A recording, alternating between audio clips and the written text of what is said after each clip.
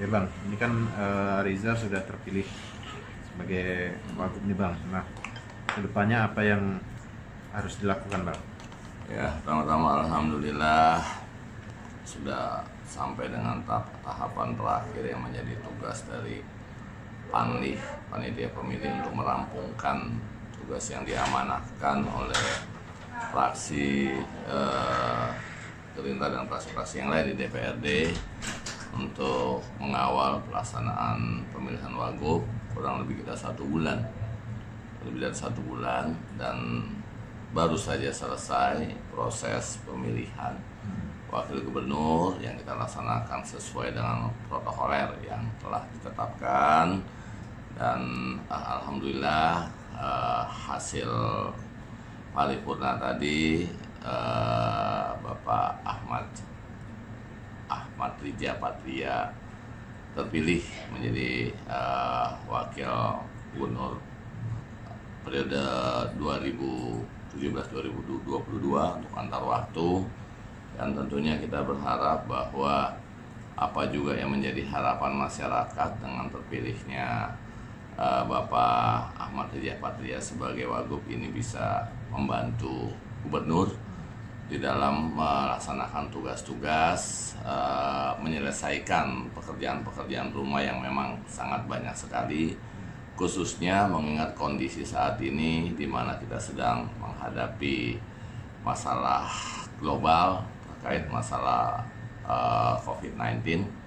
Kita berharap dengan terpilihnya Bapak Ahmad Riza Patria, proses pelantikan itu bisa segera terlaksana dengan baik, dengan cepat tentunya, sesuai dengan ketentuan peraturan perundangan yang berlaku, sehingga dapat segera melaksanakan tugasnya, membantu gubernur sesegera mungkin menangani dan secepat mungkin wabah COVID-19 ini, sehingga masyarakat yang juga berharap menunggu cukup lama kehadiran sosok wakil gubernur bisa melihat kinerja pemerintah daerah dengan adanya wakil gubernur, bahwa benar adanya penanganan COVID-19 ini benar-benar dapat dilaksanakan secara cepat dan tepat tentunya.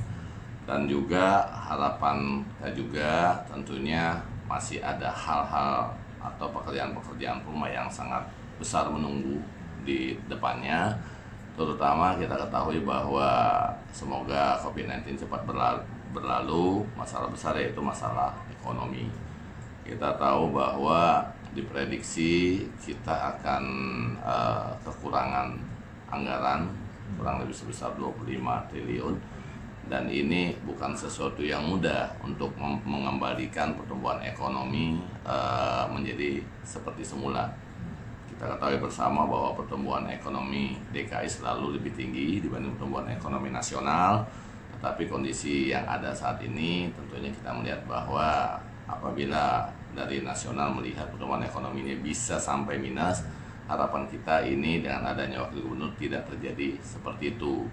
Walaupun terjadi penurunan dari pendapatan, saya yakin bahwa wakil gubernur terpilih bisa memberikan terobosan-terobosan terbaru sehingga dapat membantu gubernur untuk meningkatkan pendapatan asli daerah, baik dari sektor pajak, retribusi, kemudian juga dari dividen.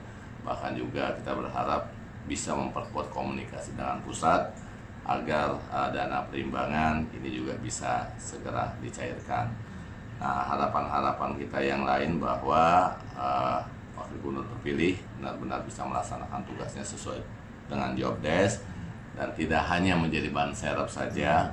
Dan itu yang menjadi harapan dari teman-teman di legislatif dan masyarakat, karena kita sama-sama mengetahui Bapak Gubernur yang sudah bekerja selama kurang lebih 2,5 tahun, kemudian sendiri menjomblo juga, bisa kita katakan sudah 1,5 tahun lebih sudah menjomblo. Tentunya dengan adanya wakil gubernur, apa yang menjadi beban selama ini dari gubernur tentunya bisa dibantu, bisa ditutupi, bisa diatasi oleh wakil gubernur, tentunya dengan pembagian tugas yang jelas.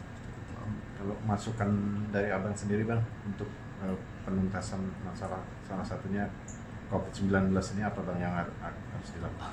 Ya, kalau saya sendiri melihat bahwa pendapat sendiri melihat bahwa memang apa yang sudah dicanangkan oleh pusat, bahwa kita di Jakarta ada program PSBB ya.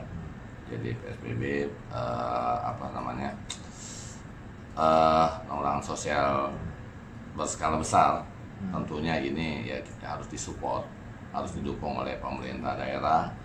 Mengingat bahwa untuk melakukan lockdown di Jakarta, saya lihat itu Jakarta belum memiliki kemampuan yang cukup, sehingga PSBB ini merupakan program pusat, ini solusi yang terbaik. Tetapi tentunya juga hal-hal yang lain, terobosan-terobosan yang lain yang harus dilakukan. Kalau menurut pendapat saya, bagaimana caranya memutus rantai antara yang positif dengan yang belum terjangkit. Kenapa demikian? Kita melihat bahwa masih banyaknya yang positif yang tidak dirawat di rumah sakit yang dirujuk oleh pemerintah.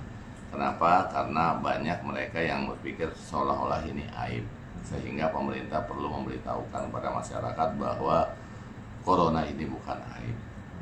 Jadi kalau komunikasi ini terbuka, kemudian dengan adanya rapid test yang disiapkan kurang lebih sampai 500.000, baiknya yang dilakukan atau digunakan rapid test ini digunakan oleh ODP. Jadi siapa-siapa saja yang sekiranya ODP, maka rapid test dilakukan di sana untuk memutus rantainya. Bukan rapid test ini digunakan untuk masyarakat yang tidak ada hubungannya dengan yang sudah dinyatakan positif atau PDP. Karena menurut saya itu hanya menghambur-hamburkan uang saja. Rapid test digunakan untuk para pengendara kendaraan bermotor atau mobil. Ini saya menghambur-hamburkan uang, tetapi lebih efektif, lebih efisien rapid test ini digunakan bagi masyarakat, bagi orang-orang yang terindikasi sebagai ODP atau bahkan PDP. Jadi harus dilihat berapa banyak yang terindikasi, sehingga disinilah akan diputus rantai penyebarannya. Nah, kalau di persoalan ekonominya Bang, sekarang kan menurun nih dengan adanya COVID ini, apa yang harus dilakukan Pemprov? Langkah awal menurut saya bahwa kebetulan saya berada di Komisi C yang membidangi masalah keuangan, kita sama-sama mengetahui bahwa dengan kondisi saat ini pendapatan dari sektor pajak otomatis mengalami penurunan. Kita tahu banyaknya penutupan rumah makan, tempat hiburan, berarti pajak rumah makan, pajak hotel, pajak hiburan, otomatis ini akan berkurang. Begitu juga dengan pajak-pajak yang lain, termasuk pajak reklame, kemudian pajak bahan bakar kendaraan bermotor. Dengan kurangnya penggunaan bahan bakar, otomatis juga akan mengurangi pendapatan dari sektor pajak bahan bakar kendaraan bermotor, termasuk juga pajak penerangan jalan umum dan pajak-pajak yang lain. Nah, saya di Komisi C tentunya berharap bahwa sesegeralah kita mengadakan rapat dengan tim anggaran pemerintah daerah untuk mendapatkan solusi yang terbaik. Sebagai contoh, kami melihat bahwa ada potensi pajak yang sebenarnya walaupun dalam kondisi saat ini masih bisa kita dapatkan sesegera mungkin, mengingat cash flow kita hari ini dapat uangnya, besok sudah habis, besok dapat uangnya, lusa sudah habis. Jadi salah satu pajak yang kita bisa harapkan cepat masuk yaitu dari pajak bumi dan bangunan. Nah, ini kenapa demikian? Karena pajak bumi dan bangunan atau pajak-pajak yang lain kan bisa dibayarkan melalui sistem online, dan itu sudah bersifat cepat. Dan saya yakin apabila SPT sudah dibagikan, sudah disampaikan kepada masyarakat, informasinya SPT ini tidak ada perubahan dari tahun yang lalu, jumlahnya, nilainya yang harus dibayar, bahkan dengan 2018 juga tidak ada perbedaan yang terlalu jauh. Jadi saya berharap apabila SPT ini sudah dibagikan kepada masyarakat, kepada kalangan pengusaha, tentunya ini juga masyarakat atau para pengusaha tidak akan menunggu untuk segera membayarkan SPT, karena saya yakin khawatir apabila tidak segera dibayarkan akan terjadi perubahan pajak bumi dan bangunan itu sendiri. Jadi pesan saya kepada saudara gubernur dan juga nanti kepada saudara wakil gubernur apabila setelah dilantik, kita bisa duduk bersama-sama membahas bagaimana cara meningkatkan pendapatan baik dari sektor pajak, retribusi, dividen, dan